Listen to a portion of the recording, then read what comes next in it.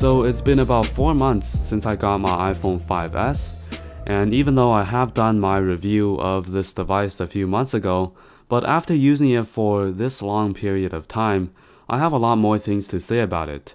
So this is my revisited or revised review of the Apple iPhone 5S after using it for 4 months. So let's go ahead and get started.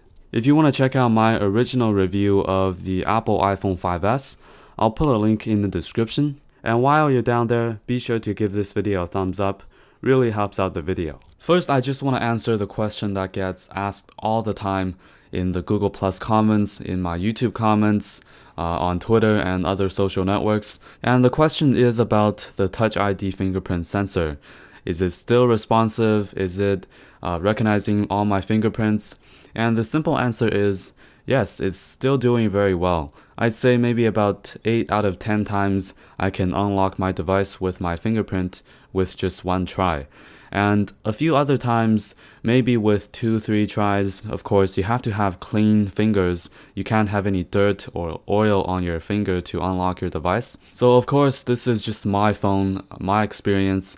So after 4 months of using the 5S, the Touch ID sensor has been holding up great. The 5S, in my opinion, is one of the best in terms of the build quality and the design compared to a lot of other smartphones. This has an anodized aluminum finish on the back, looks very premium, and of course it feels very high quality and sturdy. Even though my iPhone 5S is not my daily driver for quite a while, I've been using the Note 3 and the Oppo N1 recently, and going back to the 5S, it's of course much more easier to hold with one hand.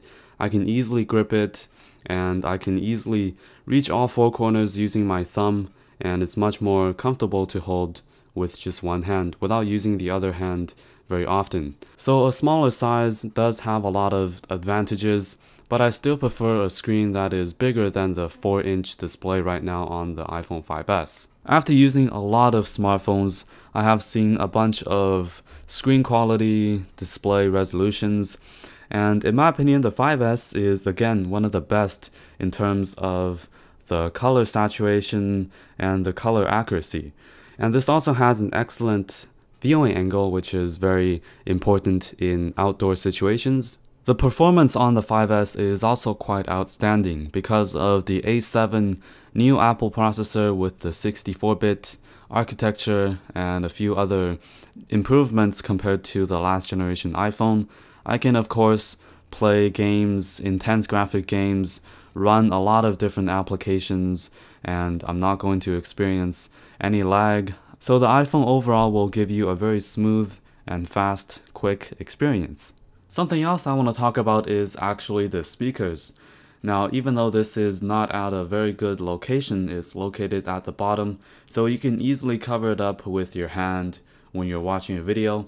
But the sound quality is actually not that bad compared to a lot of other smartphones I've used in the past. But of course, if you're more serious about audio on your device, you should definitely get a Bluetooth speaker or just simply use earphones or headphones.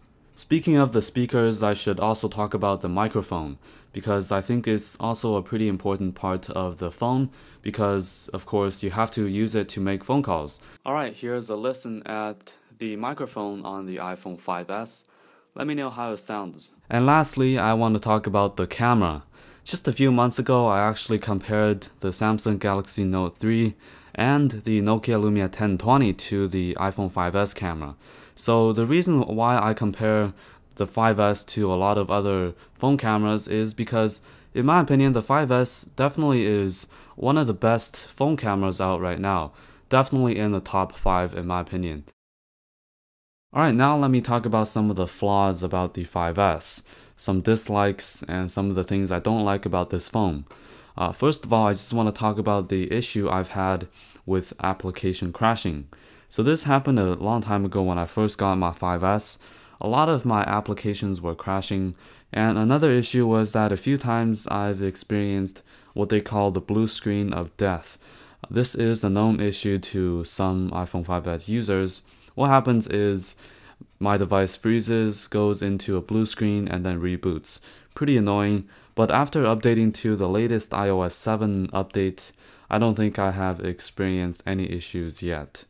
Alright, moving on to my second issue, which is, I think I mentioned this earlier in this video, something I dislike about the 5S is the screen size. My preferred screen size is probably around 4.75 inch. I really like the screen size of the Nexus 5 or the HTC One. So I wish that Apple would increase the screen size on the iPhone 6 or whatever they want to call the next generation iPhone. Alright, moving on to another flaw. The back of the iPhone 5S, of course, is made out of anodized aluminum, similar to the last generation iPhone 5. It's easily scratchable. I mean, I do have a case on my device, but generally I don't like to use cases. I like to use my device naked. Well, that sounds pretty weird, but I don't like to use cases on my device simply because cases hides or blocks the nice design of the 5S, and I don't like that. So I don't have any cases on it right now, and I do have a few scratches. You probably can't see it on camera, but I do have a few scratches on the back. And for some reason on the front, same thing. It's also quite easy to get scratches. So if you are getting an iPhone 5S, I do recommend purchasing and installing a screen protector on the front, and also maybe installing a film protector on the back so you don't get any scratches on the back. Alright, another issue about my iPhone 5S is about the volume buttons. I mentioned this on Twitter. It's just that my volume up button is jammed. So I can't really press on it. I have to press really hard to change my volume. But the volume down button is just working fine. It's really clickable, but it's just that my volume up button is jammed. I'm pretty sure that this is just my iPhone 5S. Hopefully it's not going to happen to yours. Something else I want to mention is about the temperature of your device. Because of the aluminum finish, it can conduct heat easily. So after using your device for a long time, it's going to heat up and it's going to get really hot because of the aluminum finish. Same thing in cold temperatures. I live in Canada, so it can get pretty cold at times. My iPhone 5S actually gets really cold or freezing. So this is a kind of an issue for aluminum devices, similar to my HTC One, which is also made out of aluminum. It gets really hot or really cold because, you know, aluminum conducts heat easily. And yeah, so this is a small issue, well, not really an issue, but just something to be aware of about your iPhone 5S. And the last dislike about my iPhone 5S is the battery life, with only 1400 milliamp hour battery inside. So the iPhone 5S does have a limited battery life because of the small size of the phone and the small battery size. So this basically concludes my review or revised review of the iPhone 5S after using it for a few months. Thanks a lot for watching this video, and if you enjoyed the video, be sure to give it a thumbs up, and be sure to follow me on Twitter at KenFilmsHD, and also circle me to your Google Plus circles because I'm pretty social or pretty active on these social networks. Links will be in the description. If you have any questions, just leave a comment down below or tweet me at KenFilmsHD, and I will most likely reply to your comments. Thanks a lot for watching, and I will see you in my next video.